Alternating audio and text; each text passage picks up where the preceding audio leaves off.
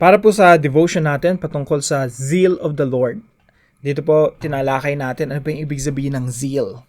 Ito po yung burning desire, ito po yung passion ng Diyos, ito yung gusto ng Diyos. Kaya po dito sa devotion natin na ito tinatanong natin, yung burning desire ba ng Diyos, yung nais ba ng Diyos, yun din ang nais mo. Again, tayo po ay nasa isang relasyon. Tayo po ay, ang karelasyon po natin ay ang ating Panginoon. Katulad rin po ng ating relasyon sa ating kapwa, sa ating magulang, anak, kapatid, lalo na sa mga mag-asawa. Napakalaga na alam mo kung ano ang kagustuhan at nagpapasaya sa partner mo, sa asawa mo.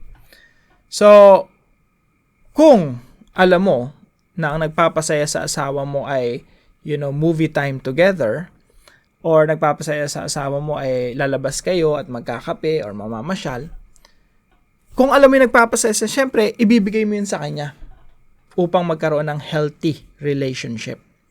Now, ganun din po ang relasyon natin sa Panginoon. Hindi pwedeng puro hingi lang tayo sa Panginoon. It's all about us. It's all about me.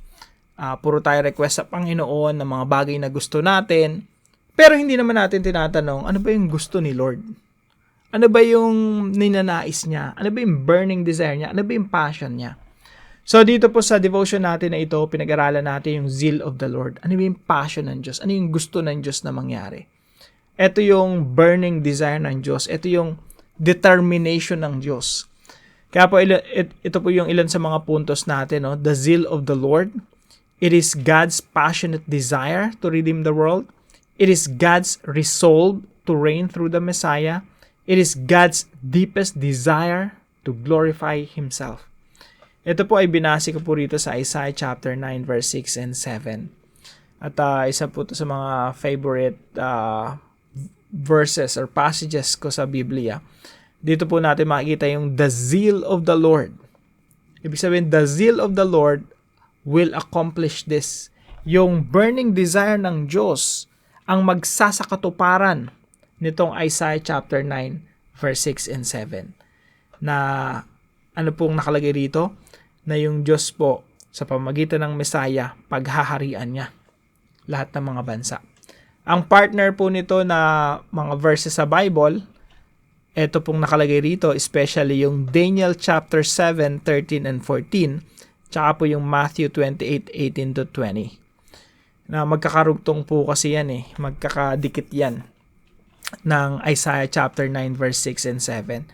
Dito sa Daniel 7, 13 and 14, ito po yung vision ni Daniel na yung Messiah, pagkatapos niyang mamatay sa krus, ilibing, muling nabuhay, and later on umakyat sa langit, pagdating niya dun sa langit, nagkaroon siya ng coronation. Nagkaroon siya ng session, kumbaga, sabi nating victory parade, ng tagumpay. Pinakita dun yung it's kind of celebration of his victory.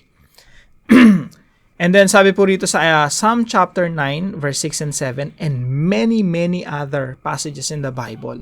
Ganito po yung tema. Sabi po rito, I have installed my king on Zion, my holy mountain. Ang nagsasalita po rito yung Diyos Ama. So sabi niya, I have installed my king on Zion, my holy mountain. I will proclaim the Lord's decree. Ito naman, ang nagsasalita naman dito ay yung anak. Sabi dito, He said to me, You are my son, today I become your father. Ask me, and I will make the nations your inheritance, to the ends of the earth your possession. So, sabi dito ni Jesus Christ, ito yung sabi sa akin ng Diyos Ama Ina-interpret ko na lang kasi ano po ito Messianic Psalm. So, sabi dito, He said to me, sabi ni Yahweh sa akin, si Jesus Christ po itong You are my son. Today I have become your father. At sinasabi ng Diyos Ama sa Diyos Anak, Ask me, and I will make the nations your inheritance, to the ends of the earth your possession. So sabi ng Diyos Ama kay Jesus, Okay Jesus, ano bang gusto mo? No? I'll give it to you. Ask me, and I will make the nations your inheritance. Humingi ka sa akin at mga bansa ay gagawin kong mana mo at ang mga dulo ng lupa ay magiging iyo. And guess what? Palagay nyo, hindi ito hiningi ng Panginoong Jesucristo. Of course, hiningi niya yan. Kaya nga mayroong Great Commission eh. Go, disciple the nations, and teach them to obey everything I have commanded you. So, ito po ay Messianic Psalm. Marami pong mga Messianic Psalms. Sabi nga ng ibang mga scholar, actually, lahat yan ay Messianic. So, dito po sa devotion natin, nakita natin na yung passion ng Diyos, yung burning desire ng Diyos, ay yung buong mundo mapuno muli ng mga bansa na sumasamba at dumadakila sa Kanya. Tanong, yung passion ba ng Diyos ay passion mo rin? Do you want God to be glorified in our lives, in our families, in our careers, in our workplaces? Gusto mo ba mag-glorify ang Diyos sa ating bansa? Ito ba yung burning desire mo pag nagtatrabaho ka? Let's say, ang work mo ay, lagi kong ino-illustrate nga, utility man, taga-timpla ng kape or messenger, tagahatid ng mga sulat. Ito ba yung burning desire mo na every time you do your work, you do it with excellence because this is your act of this is your act of worship before God? Isa tong uri ng pagsamba sa Panginoon.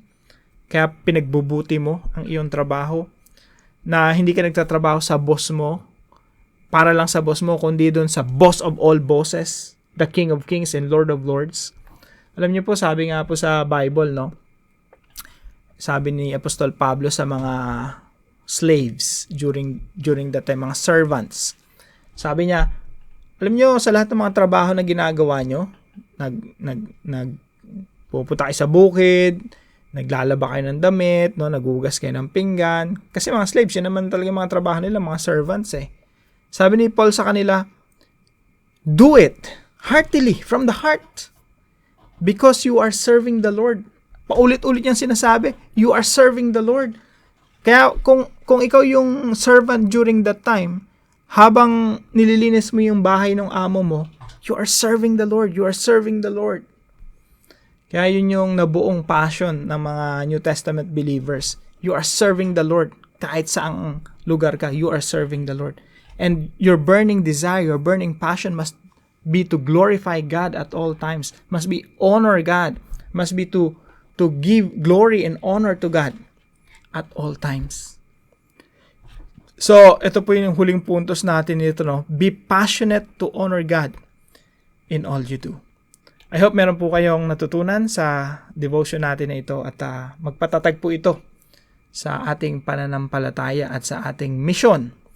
At yung ating purpose dito sa mundo ay may sakatuparan talaga natin na naaayon sa burning desire ng ating Diyos. So, magandang umaga po sa bawat isa sa inyo. Magkitang-kita tayo muli bukas 5:00 ng umaga dito sa ating daily devotions. God bless you po.